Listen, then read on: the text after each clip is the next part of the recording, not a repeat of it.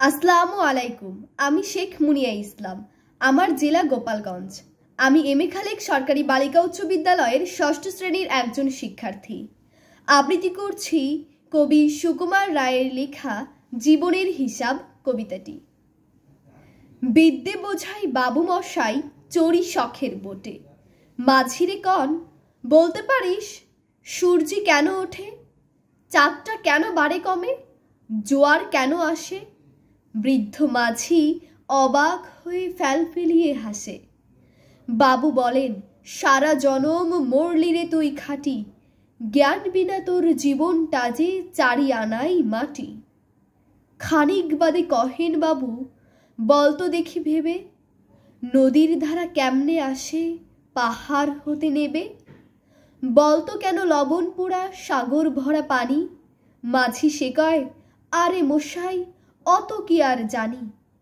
বাবু বলেন, এই বয়সে জানিস নেও তাকি, জীবনটা তোর নেহাত খেলো অষ্ট আনাই ফাঁকি।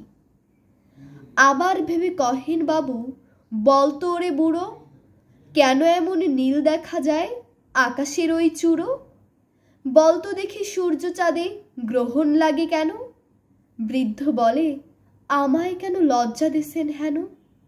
বাবু বলেন, বলবো কি আর বলবো তোরে কিতা, দেখছি এখন জীবনটা তোর 12 আনাই বৃথা। খানিক বাদে ঝড় উঠেছে, ঢেউ উঠেছে ফুলে। বাবু দেখেন নৌকা খানি ডুবলো বুঝি দুলে। মাঝিরে কন, এ কি আপদ, ওরে ও ভাই মাঝি, ডুবলো নাকি নৌকো এবার, মরবো নাকি আজি।